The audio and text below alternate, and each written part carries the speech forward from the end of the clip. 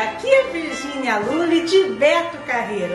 Estou aqui para desejar a todos da TV Relacionamento e o meu grande amigo Kendi Sakamoto um Feliz Natal e um próspero Ano Novo. Muito obrigada, meu amigo Kendi, por sempre estar comigo e minha família em diversos projetos sociais. Que Deus continue te abençoando hoje, amanhã e sempre. E me sigam nas redes sociais, Virgínia Lully, e também o meu canal educativo e minha clínica Papo do Saber, o lugar certo para você aprender. Um grande beijo de Virgínia, a Lully de Beto Carreiro. Mua!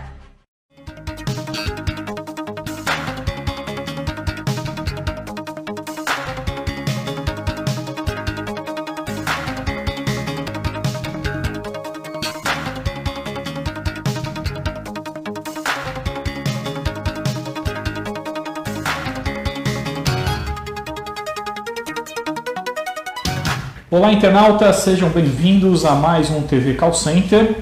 E o nosso entrevistado de hoje é o Márcio Tarifa, gerente de vendas Brasil. Márcio, seja bem-vindo ao nosso programa. Márcio, para os internautas que ainda não te conhecem, eu gostaria que você falasse um pouquinho da sua trajetória em call center. Legal. Bom dia, pessoal. Eu sou o Márcio Tarifa. Um prazer estar participando aqui do canal da TV Call Center e agradecer o espaço. Eu tenho 18 anos de história aí em relação ao call center.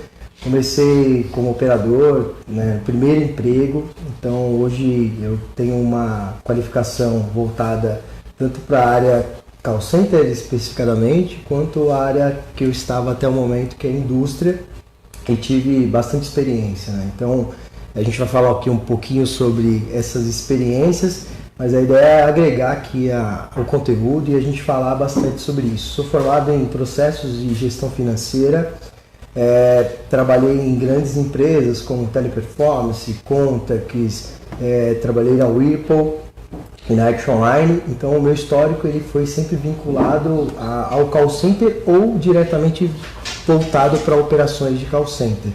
Eu acredito que consiga agregar bastante aí e a gente está super aberto aqui a perguntas também do internauta, né? Então, entrando nas perguntas, Márcio, você mencionou que você começou há 18 anos atrás. Sim. Em que posição, em qual empresa, como foi essa entrada no mundo de contact center? Legal.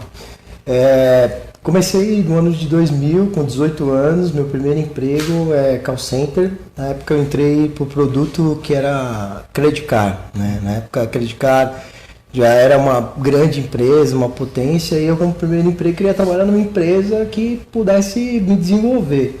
Só que como primeiro emprego eu também não tinha prática nenhuma de atendimento. Tanto é que na entrevista, quando eu fui entrar na entrevista eu já tive dificuldade, né? Porque eu não conseguia falar direito, eu não conseguia saber o que a empresa esperava, e é normal, né? Primeiro emprego.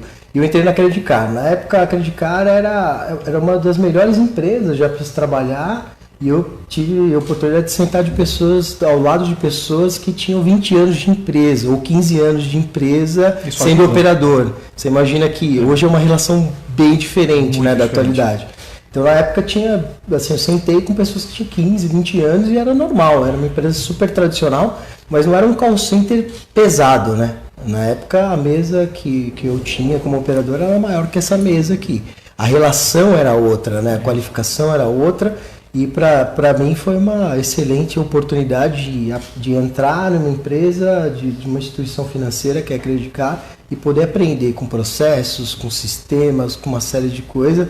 E a partir daí, é óbvio que eu aprendi a desenvolver outras habilidades e resolvi seguir carreira e estou aqui até hoje aqui, representando essa cadeira, e eu tenho o maior orgulho de ter sido operador, né? Que bom. Então acho que foi a primeira entrada, né? Você falou que nessa primeira entrada na Credit Card, você nem mal falava direito, né? Sim. E muitos, hoje, operadores de telemarketing, quando entram como um primeiro emprego, acabam se assustando e saindo da área imediatamente. Você já foi o oposto, você resolveu seguir carreira. Sim.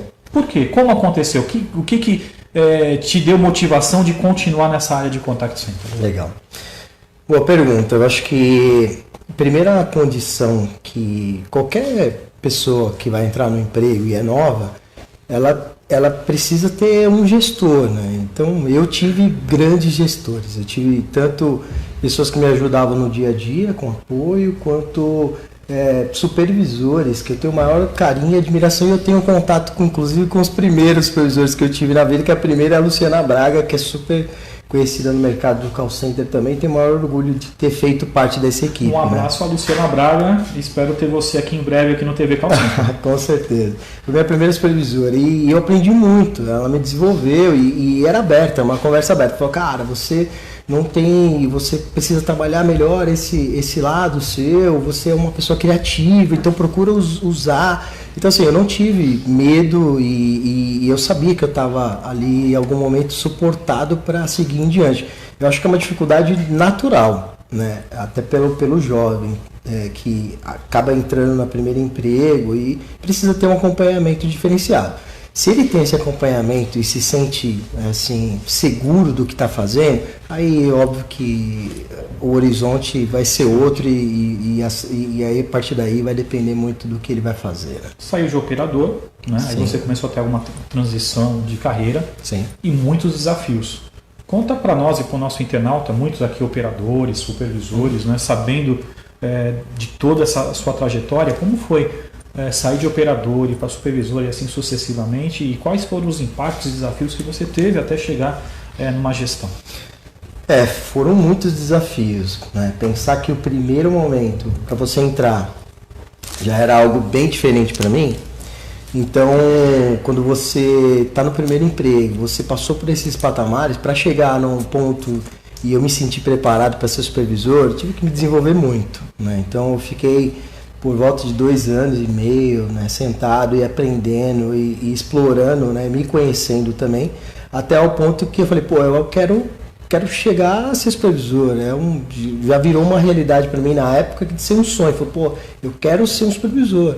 E não foi fácil. Então, não foi no primeiro processo seletivo, não foi no segundo, não foi no terceiro, mas não vou falar quantos aqui, porque senão a gente vai longo essa conversa. Mas foram muitos processos seletivos e a cada processo seletivo que era reprovado, eu aprendia coisas diferentes, né? Eu acho que para a vida da gente, a gente precisa, mesmo que não aconteça na primeira, na segunda, na terceira, se é algo que você quer, você vai chegar lá. Então eu sempre acreditei. Então eu voltava, dividia com meus pais, dividia com a minha esposa, falava, eu não estou conseguindo, eu não sei por que eu não estou conseguindo explorar para chegar ao ponto de ser aprovado.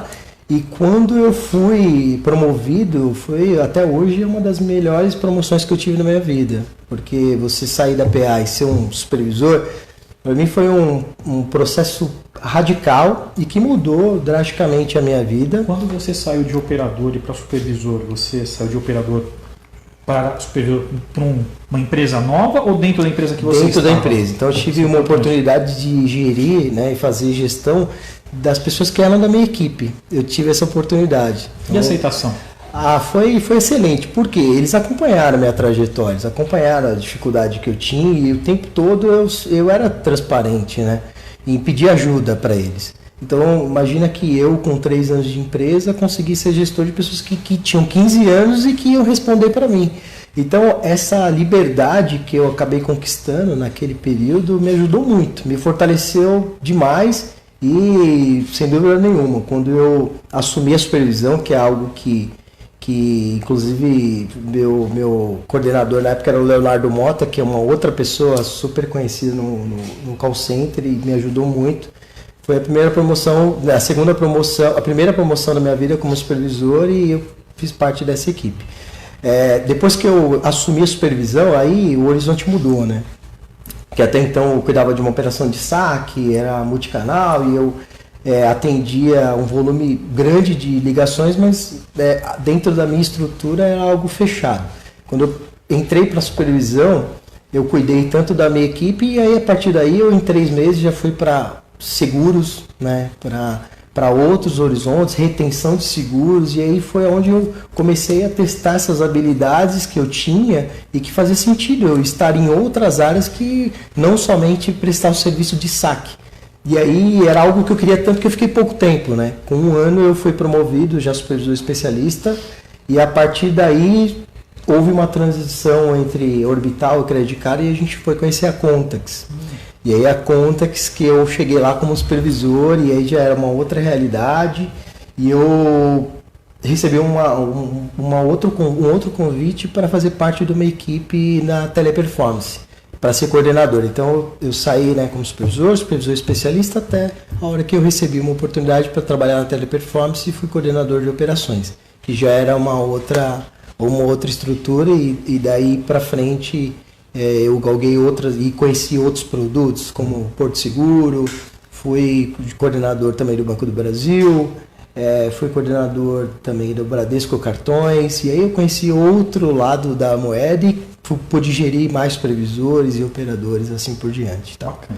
O que você acredita ser essencial para desenvolver talentos, né?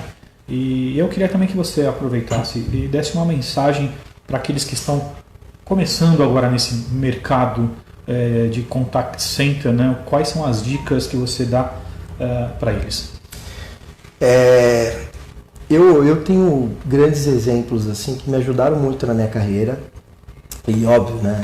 Toda pessoa tem um talento, né? Como você trabalha essa sua habilidade que vai fazer a diferença. Muitas pessoas me ajudaram na época, e grandes gestores de mercado me desenvolveram bastante. Mas eu acho que a persistência é algo que faz a diferença.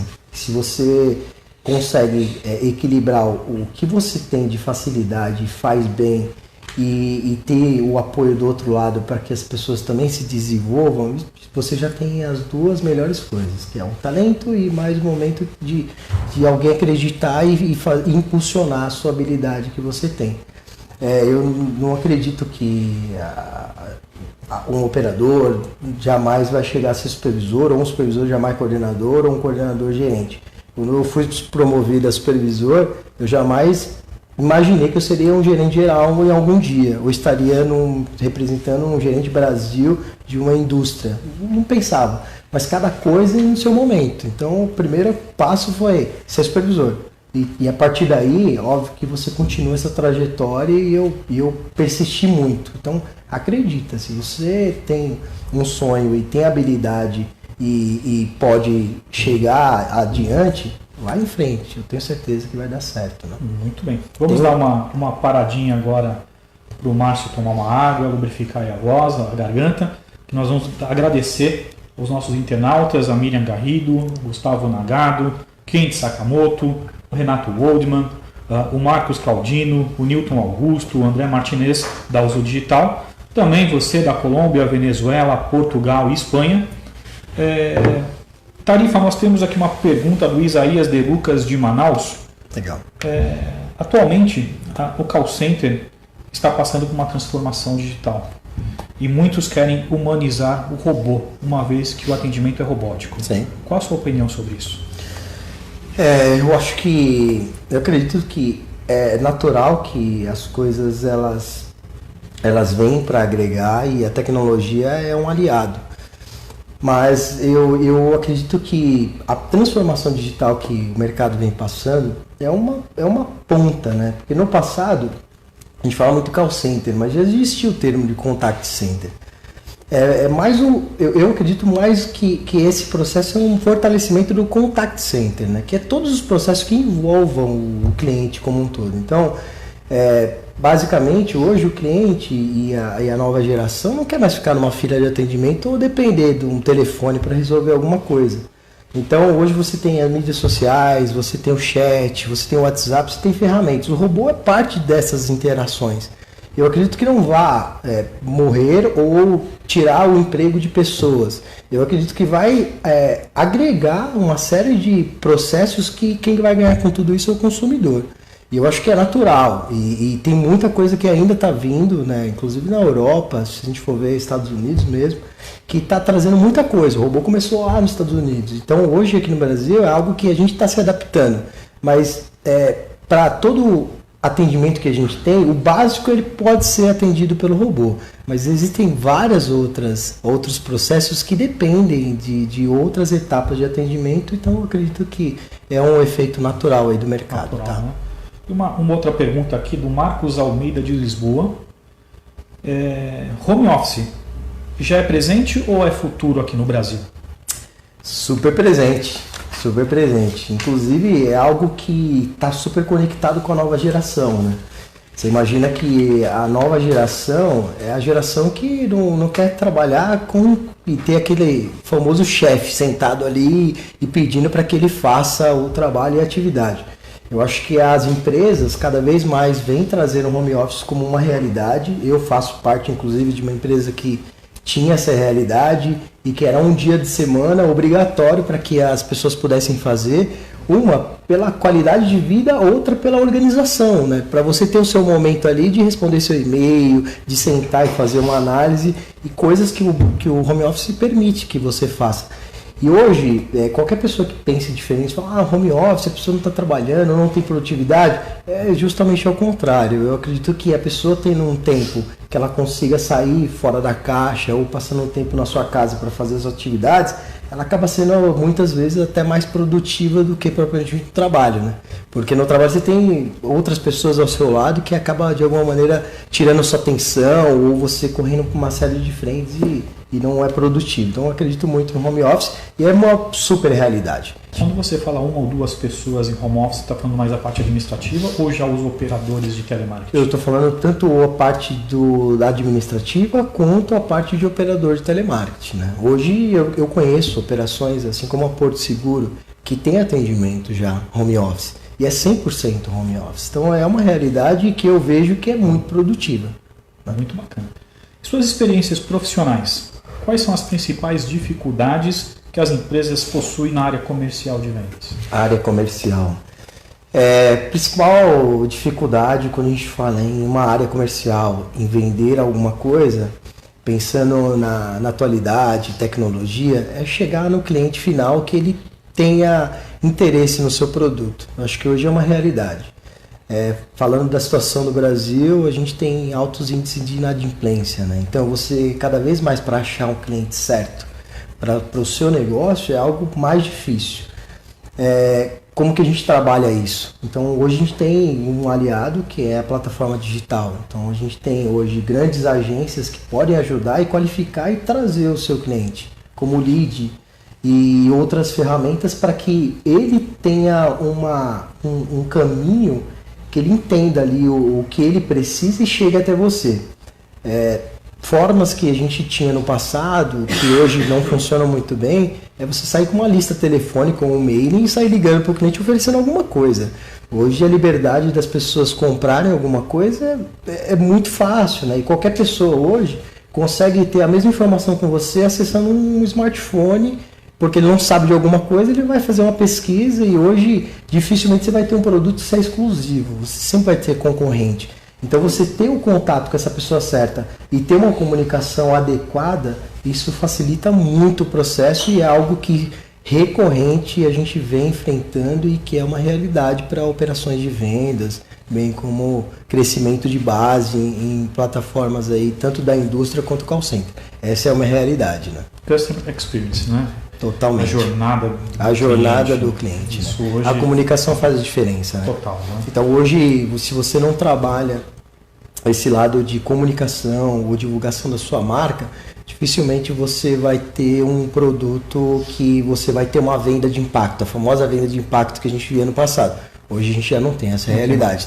Até porque boa parte dos clientes hoje já prefere ter uma segurança e uma experiência diferente comprando 100% online. O e-commerce é uma prova viva disso, né? E que vem crescendo. Né? Então, isso é uma realidade, sim. Você que há muitos anos, né, na indústria, né, as empresas hoje devem se preocupar mais com a parte de prestação de serviço, mais com o consumidor. Qual é a sua posição? Eu acredito que as empresas precisam se preocupar com o cliente, consumidor. Né? Então, não existe você vender um produto e não se preocupar com o pós-venda, né? Então essa relação consumidor é essencial para que você consiga manter o equilíbrio da marca e a segurança, né? E é uma realidade que grandes empresas vêm fazendo, né? Não só no ramo da indústria, né? Se a gente for pegar ramo financeiro e outros segmentos, todos eles se preocupam e passam a ter a preocupação, porque hoje é muito fácil o cliente reclamar. Hoje tem o Reclame Aqui, e a gente também tem o Elogio Aqui. Vai chegar nesse patamar que a gente vai ter mais elogios do que reclamação. Mas hoje toda e qualquer pessoa tem um meio fácil de comunicação. Se eu estou insatisfeito com uma marca, eu entro no Facebook, eu faço a divulgação daquela marca e automaticamente essas empresas precisam estar comunicadas ali, conectadas com aquele cliente para saber o que vai fazer. Só que existe uma relação entre você resolver problemas ou estar à frente desses problemas. Acho que a empresa que se preocupa com o consumidor, ela não está falando que não vai ter problema, mas ela vai estar ali para poder ajudar o cliente nesse momento. E é primordial, né? Qualquer referência de marca e qualquer empresa tem que ter essa preocupação com o consumidor. Perfeito. Então, voltando a falar um pouco sobre gestão, né, de pessoas. Você que vem ao longo do tempo fazendo gestão de equipes de vendas, né, de resultado, e você acaba pegando aí vários tipos de gerações, né? E cada geração que tem, você tem a mais imediatista, você tem a X, a Y. Como é que Sim. você extrai o melhor de cada geração?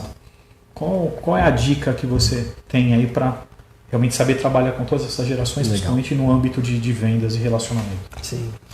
Eu acho que eu venho de uma escola formadora de líderes, né? Então, quando você fala em líder e a liderança, ela está super conectada a você entender a qualificação e a qualidade de cada uma das pessoas. Isso facilita o dia a dia. Um exemplo, hoje a melhor equipe de vendas não é a equipe que é 100% motivada e que vai fazer acontecer. Não, você precisa ter cada um em uma caixinha que ele vai equilibrar os pontos. Então você precisa ter uma pessoa que é equilibrada, você precisa ter uma pessoa que é mais pessimista, você precisa ter uma pessoa que você tem que segurar ele, porque senão ele vai adiante, é que nem filho da gente. Você conhecendo cada um deles e, óbvio, explorando essas habilidades que eles exercem, não tenho dúvida que vai se transformar numa excelente equipe. Tenho grandes exemplos ao longo da minha carreira que a gente não só entregou o resultado para a companhia, a gente entregou cases de sucesso, ganhamos prêmios aqui no Brasil, ganhamos prêmio fora do Brasil, e esse prêmio não era meu, né? É sempre da equipe. A ideia, né, e todo o processo de ser o líder é justamente você dividir, né, o processo. E inclusive foi uma das perguntas que meu filho me fez fazia uns 15 dias. Ele falou: pai, o que você faz? E aí eu pensei, a melhor definição que eu cheguei naquele período foi: eu incentivo as pessoas. Por que você incentiva? Porque eu mesmo não faço. Quem faz é o meu time. É o time que faz. Então, você ser líder é exatamente você exercer e fazer com que a sua equipe dê o seu melhor e entregue aquele determinado resultado. Acho que essa é a melhor referência aí que eu vou fazer uma pergunta mais capciosa. Em que momento você tem que ser chefe e em que momento você tem que ser líder? Eu acho que a diferença... existem momentos que você precisa... ser talvez mais duro em alguma decisão, mas você, nesse momento, eu acabo não chegando muito na questão de ser chefe, e sim na transparência. Eu acho que é natural você ter uma conversa mais franca ali para chegar num determinado resultado. Mas líder você é o tempo todo. Então, ao mesmo tempo que você passou a dar uma notícia, algum reforço, e que a pessoa viu e falou: pô, essa notícia que ele está me dando, algum reforço, é chefe, eu também tenho como reverter isso e a pessoa também avaliar e falar: não, realmente o cara é um líder porque ele precisou me colocar no lugar para poder chegar em determinado resultado ou segurança. Acho que é natural isso. Inclusive, algo que vem mudando para essa nova geração. Cara, imagina que se você for chefe, sua empresa não vai durar, né? Até porque hoje as pessoas não estão acostumadas àquele tipo de gestão antiga, que é chefe, autoritário. Hoje as pessoas querem liberdade e cada vez mais os líderes são mais presentes. Até pela facilidade que as pessoas têm hoje de abrir negócio, tecnologia. Então as pessoas querem trabalhar por conta. Se vê que tem uma pessoa que infelizmente não vai desenvolvê-la, é muito fácil para a pessoa hoje abrir, virar a chave e ter um negócio próprio, né? O Uber está aí para provar que se ele quiser ser o próprio chefe, ele vai fazer. Qual o futuro do call center nos próximos 5 anos? O futuro do call center, né? Se a gente for fazer uma analogia aqui, eu acho que o call center ele não deixa de existir. Reforço que todos os processos que envolvam o contact center e as pontas, eles vão ser facilitados com tecnologia, com ferramentas, com outras etapas para que as pessoas tenham mais facilidade de chegar a resolver o que elas querem. Mas não significa que o call center ele vá morrer, até porque boa parte das transações, até mesmo de segurança de clientes, é transmitida através de um call center.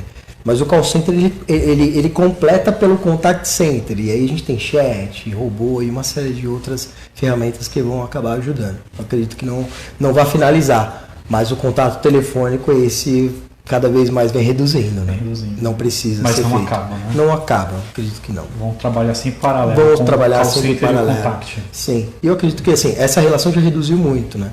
Só que hoje existem N formas do cliente ter alguma solicitação atendida por meio de tecnologia, outras informações sem ser necessariamente a voz. O que eu percebo muito hoje quando nós falamos de call center e contact center, e aí submetendo um pouquinho sobre gerações mais antigas, eles são muito resistentes ao contact center, né? Eles não querem falar com uma URA, não querem falar com bot, eles querem falar com humano, principalmente dependendo do produto e serviço, né? Isso eu acho que realmente depende, vai demorar um pouquinho mais de tempo até ter essa transição de gerações. Sim. Que possa realmente acompanhar mais a parte do contact. Sim. É isso a sua opinião também? Essa é a minha opinião.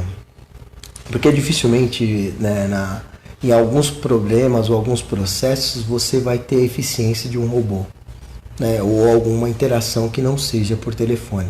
Então essa solução passa a ter, inclusive, eu acredito que vai aumentar o número de operações que tenha mais relacionamento com o cliente, não propriamente o saque. Então a gente vai passar a ter grandes operações no futuro que envolva relacionamento com o cliente. O famoso saque vai virar um relacionamento de cliente. Né? Márcio, nós estamos chegando a instantes finais do nosso programa. Eu gostaria que você deixasse uma mensagem final aos internautas e, se quiser, também deixar os seus contatos, né? Principalmente os seus contatos da banda, né? Se quiser falar um pouco da banda, fica à vontade. A banda de rock é muito bacana. O momento é seu. Que legal. Falou da banda aqui, é uma coisa bacana. Eu tenho uma banda de rock and roll há 20 anos, toco desde a época do colégio, é um hobby que a gente tem com os amigos e que a gente consegue dividir esses momentos. O site que vai aparecer? A banda é www.bandaldeiasonora.com.br e a gente está presente no Facebook, no Instagram, @bandaldeiasonora também. Não estava combinado a questão da banda, me pegou de surpresa aqui. Eu queria agradecer aí pela oportunidade, Ricardo, e a TV Call Center. Sem dúvida nenhuma, é um canal aqui que vai contribuir para você que está entrando no mercado de trabalho, para você que hoje faz parte de um time forte de gestão e que busca novas frentes, tecnologias. Sem dúvida nenhuma vai agregar muito, e eu queria reforçar aqui meu agradecimento. Muito obrigado e até a próxima. Você gostaria de deixar algum LinkedIn, telefone? Meu LinkedIn é Márcio Tarifa, tem o Facebook, LinkedIn também tem meus dados celular, meu e-mail, está tudo cadastrado na minha rede. Se vocês quiserem entrar, acionar, estou super à disposição aqui. Tá? Márcio, muito obrigado. Por você ter participado do programa, você vai ganhar um livro. Legal. Do Ken Sakamoto, Alice no Mundo das Comunicações. Também vai receber a nossa caneca do programa. Muito bom. E esperamos que você volte outras vezes para falar das novas experiências de mercado de trabalho. Muito obrigado. Internautas, com agradecimentos aos nossos patrocinadores, a Editora Laços, BizPro e a Uso Digital, terminamos mais um TV Call Center. Muito obrigado e até a próxima.